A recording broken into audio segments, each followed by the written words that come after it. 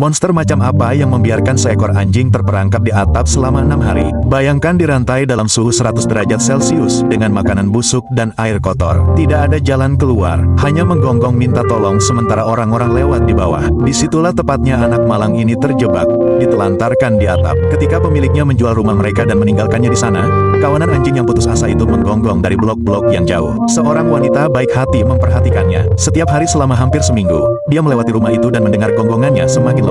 Dia merekamnya. Seekor anjing yang terengah-engah dan tertekan mondar-mandir di tanah yang kotor dan langsung membawanya ke pihak berwenang setempat. Awalnya, mereka mengabaikannya, tetapi ketika dia menunjukkan videonya, semuanya berubah. Mereka memberinya izin untuk memasuki rumah kosong itu. Apa yang dia temukan di dalamnya akan menghancurkanmu. Kelaparan, kotoran, dan rantai yang menyayat hati. Saat dia naik ke atap, anjing itu menjadi liar, berputar-putar, menangis, melompat-lompat seperti dia baru saja memenangkan lotre. Mangkuk makanannya penuh dengan kotoran berjamur. Airnya berwarna coklat dan dipenuhi lalat. Yang terburuk dari semuanya adalah rantai berat yang menjerat lehernya. Rantai itu sangat pendek hingga ia bahkan tidak bisa berbaring dengan benar.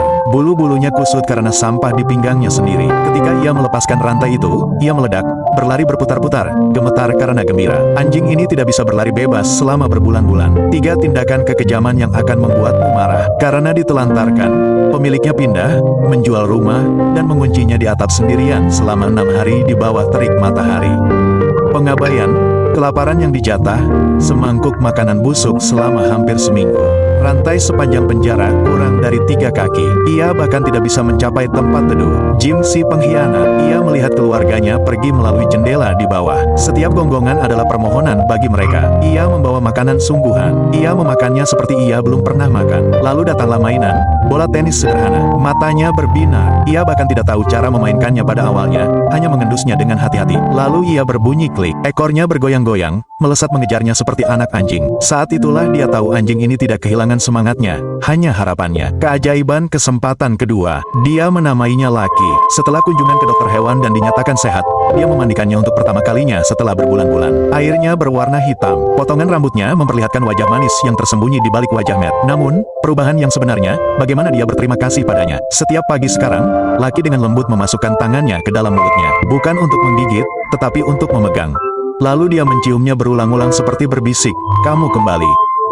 Ini bukan sekadar kisah penyelamatan. Lee bukanlah anomali. Jutaan hewan peliharaan ditelantarkan saat pemiliknya pindah. Hotline menerima lebih dari 500 panggilan tentang anjing yang dirantai setiap musim panas. Namun, inilah yang diajarkan Lucky kepada kita. Atap itu bisa saja menjadi kuburan Lee. Sebaliknya, dia tidur di sofa malam ini. Kata-kata terakhir penyelamatnya, "Dia bukan hewan peliharaanku. Aku manusianya." Jika itu tidak membuatmu percaya pada kesempatan kedua, tonton video berikutnya yang muncul di layar. Anjing lain sedang menunggu dalam bayangan untuk diselamatkan.